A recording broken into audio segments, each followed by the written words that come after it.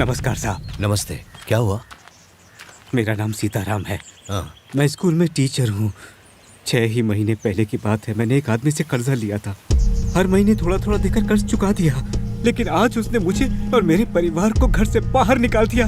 हम बेघर हो गए। एक ही पल में मैं और मेरा परिवार सड़क पर आके अपना हाथ जोड़ता हूँ, सब मदद कीजिए। भैया, इनके साथ बहुत बड़ा अन्याय हुआ है। आप जाके ये मामला निपटाइए। मंदिर तो मैं और नंदू चले जाएंगे। आइए। भैया भाभी भी हमारे साथ चलते तो अच्छा होता ना। बिल्कुल। आनंद, मजा आ रहा है? आनंद इधर देखो डैडी बेटा, इधर बुला रहे देखो। डैडी को किसी दो। जिस बात का डर था आखिर वो ही हुआ। मुझे लग रहा था ऐसा हो सकता है, इसलिए मैंने चेतावनी भी दी थी। जरा एक बार इन्हें देखिए। हरी के साले को तो इस बात का पहले से ही डर था, पर यह सब इतनी जल्दी होगा उन्होंने सपने में भी नहीं सोचा था। उनकी तो जैसे दुनिया ही छिन गई है। अब ये वक्त आंसू बहाने का नहीं है। आपको उस बच्चे के लिए अपने रास्ते बदलने होंगे। मैं हाथ जोड़ के आपसे विनती करता हूं।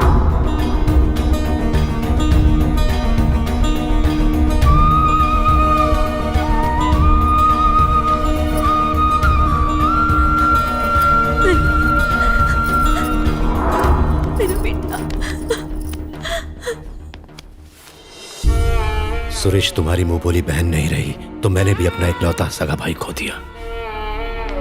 खुद को सजा देने के लिए मैं तुमको हरी और नंदू का बेटा सौंप रहा हूं। अब ये जिंदगी भर तुम्हारे पास ही रहेगा। लेकिन इसका मतलब यह हरगिज नहीं कि हम जो काम करते आए हैं वो आज के बाद बंद कर देंगे। जनता का राज खामोश नहीं होगा। मैं अपने बेटे के सर की कसम खा के कहता हूं, इस घर की परछाई आज के बाद कभी भी इस बच्चे पर नहीं पड़ेगी। अगर ये बड़ा होकर पूछे कि इसके माँ बाप कौन है, परिवार कौन है, तो कह देना कि सब मर चुके हैं। 1980 मुंबई।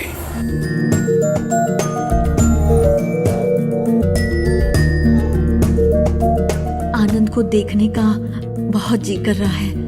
पता नहीं वो किस हाल में होगा। वो हमसे दूर होके खुशी होगा।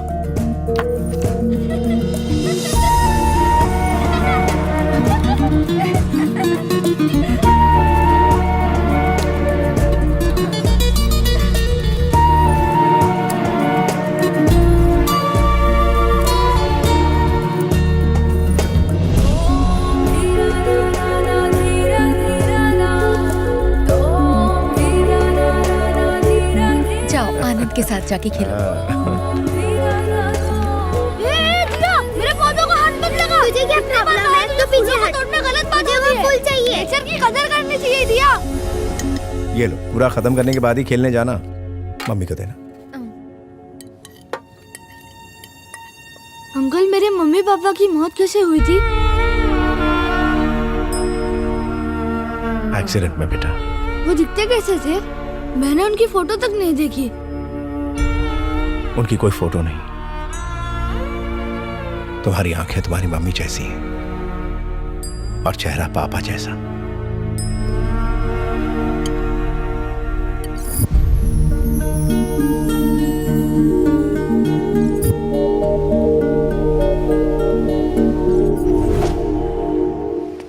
Good morning. Good morning.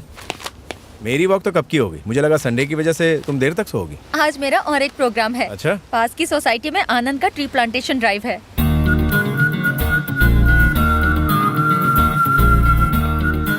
आप गए नहीं? मुझे तो लगा था कि आप लोग चले गए होंगे।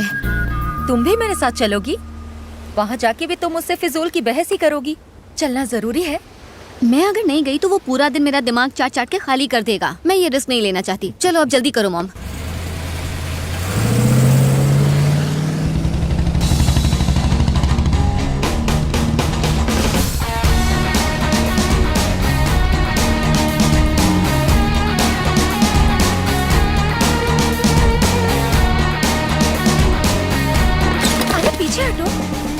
Good morning. आप सब सोच रहे होंगे कि संडे को सुबह सुबह मैंने आप सबको यहाँ क्यों बुला लिया है। मैं आपको एक बड़ी प्रॉब्लम के बारे में बताने वाला हूँ। आप सब ये कॉलोनी बनने के बाद यहाँ रहने आए, लेकिन यहाँ पहले क्या हुआ करता था कोई नहीं जानता है। यहाँ बहुत ही विशाल पेड़ हुआ करते थे। उन्हें काट कर ये बिल्डिंग्स बनाई गई हैं। जो हुआ उसे ठीक नहीं कर सकते, लेकिन नए पेड़ जरूर लगा सकते हैं। Let's paint it green. And last but not the least, हम किस्मत वाले हैं जो पृथ्वी पर जन्मे हैं। पर इसका ये मतलब नहीं कि ये हमारी जागीर है। We are just tenants on this planet. So let's start. Okay, thank you. You take care of this. मैं वर्सोवा Okay. में एक और ट्री प्लांटेशन ड्राइव है, वहाँ जाता हूँ। ठीक है बेटा। बाय। बाय।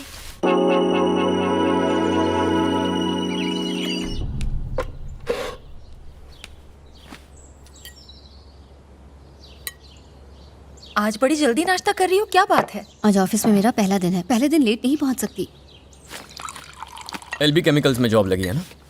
बस जहाँ नौकरी मिली वहाँ बिना सोचे समझे कर लो। तुम जानती हो उनकी फैक्ट्री से कितना पोल्यूशन फैलता है? They are killing the environment. Please not again. मुझे जॉब करने दो, अपनी मर्जी से जीने दो। मैं चलती हूँ मॉम। बाय। आनंद, उसने तो जॉब ज्वाइन कर ली है। अब तुम भी अपने भविष्य के बारे में कुछ सोचो। You should start thinking about building a serious career. मेरा ऑलरेडी एक सीरियस करियर है अंकल। एनवायरनमेंट की हिफाजत करना। वो नहीं बेटा, I am talking about a serious job career. अपने लिए ना सही बेटा, अपनी होने वाली वाइफ और अपने बच्चों के लिए। You should start thinking about yourself at least now.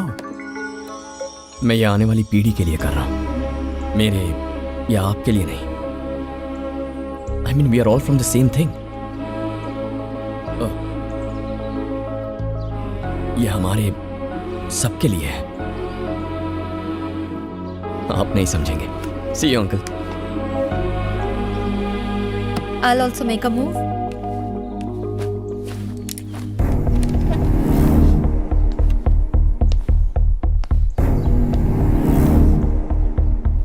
इसके इस तरह बात करने पर आपको क्या महसूस होता है पिताजी? अरे वो हमेशा ऐसे ही तो बात करता है। लगता है जैसे वो उन्हीं की तरह सोचता है। किन की तरह? जनता गराज वालों की तरह। शहर का 500 एकड़ का इलाका स्लम्स ने घेर रखा है। दिखने में गंदे लगते हैं और उनकी वजह से शहर का नाम खराब होता है। स्लम्स के रीडेवलपमेंट के लिए मैंने एक प्रोजेक्ट तैयार किया है। अगर आप 500 एकड़ की वो जगह पूरी तरह से खाली करवा दें तो मैं उसमें से 250 एकड़ की जगह पर उनके लिए एक टाउनशिप बनवाऊंगा। बहुत शानदार घर, रोड्स, पार्क्स और बहुत कुछ। बाकी के 250 एकड़ को मैं कमर्शियल स्पेस की तरह डेवलप करूंगा। That's my share. इस प्रोजेक्ट में होने वाला सारा खर्चा मैं अकेले उठाने को तैयार हूं। इससे सरकार का हर तरफ नाम होगा। एक बदसूरत बस्ती को पॉश और आलीशान बनाने का श्रेय मिलेगा। ऑफ कोर्स इसमें मेरा भी फायदा होगा। सुनने में तो ये प्रोजेक्ट बहुत बढ़िया लगता है, बहुत इंटरेस्टिंग है। पर आप ऑपोजिशन पार्टीज को तो जानते हैं, राय का पहाड़ बनाकर सरकार की नीयत पर सवाल खड़ा करना उनकी आदत है। मैं जल्द ही एक ऑल पार्टी मीटिंग बुलाऊंगा और सब लोगों की राय लूंगा। ये एक नेक काम है, इसलिए मैं देखूंगा कि इसमें कोई टांग ना अड़ाए।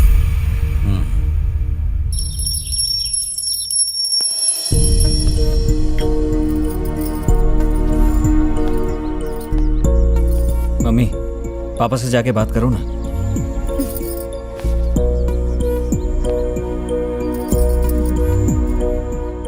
तू क्या छोटा बच्चा है राघव, जो मैं तेरी सिफारिश करूं? तू खुद ही क्यों नहीं बात कर लेता अपने पापा से?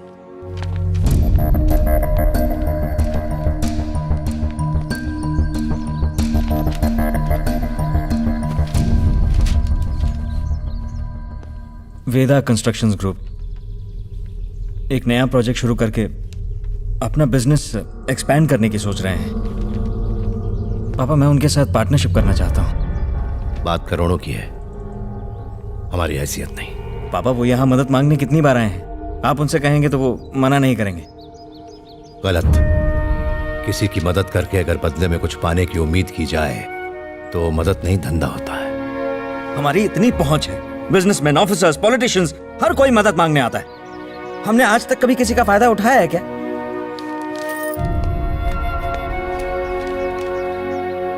ओके, आपने आज तक अपने लिए कुछ नहीं मांगा और मैं चाहता भी नहीं हूं कि आप अपने लिए किसी से कुछ मांगे।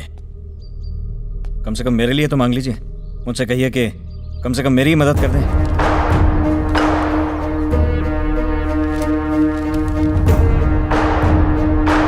क्या कहूंगा मैं उनसे कि मेरा डिस्टिंक्शन में पास हुआ बेटा कुछ नहीं कर पा रहा है और ये चाहता है कि मैं आपके सामने भीख मांगूं। जब वो वजह पूछेंगे तो मैं क्या कहूंगा? यही कि मेरा होनहार बेटा अब करोड़ों में खेलने का सपना देख रहा है ताकि अय्याशियां कर सके। मैं ये कभी नहीं कर पाऊंगा। आरटीओ ऑफिसर आया भाई।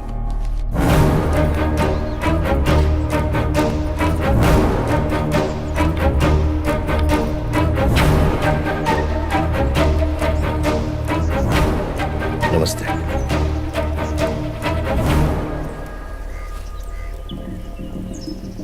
माफ कीजिएगा, हमने आपको यहां मिलने के लिए बुलाया। अगर मैं आपसे मिलने आता तो लोग कहते कि एक गुंडा मिलने आया है, आपकी इज्जत इतनी सी रह जाती। दरअसल बात है उन लोगों के मुआवजे की जो 6 महीने पहले फायर एक्सीडेंट में जल के मरे थे। हर परिवार को 2-2 लाख रुपए देने की बात हुई थी, पर आपने उन्हें 75,000 में निपटाने की कोशिश की। जब लोगों ने आवाज उठाई तो आपने उन्हें धमकाया, उन्हें पिटवाया और यहाँ तक कि उन्हें उन पैसों को भूल जाने की धमकी भी दी। वो 15 परिवार फरियाद लेकर मेरे पास आए थे। अपनों को खोने का दुख तो नहीं पता होगा। आपने जो भी किया वो गलत किया। मेरी गुजारिश है उन्हें उनके हक के पैसे दे दें। धमकाने का नया स्टाइल है। मेरे पास भी तुम जैसे सड़क छाप गुंडों की बहुत बड़ी लिस्ट है। मुझे डराने की कोशिश मत करो। तू गली मोहल्ले का गुंडा है तो मैं कॉर्पोरेट वर्ल्ड का गुंडा हूँ।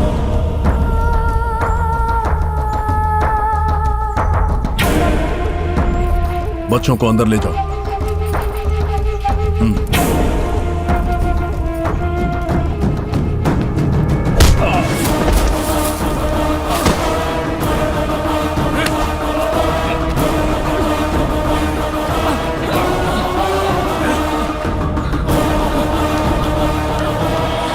लातों के भूत कभी बातों से नहीं मानते।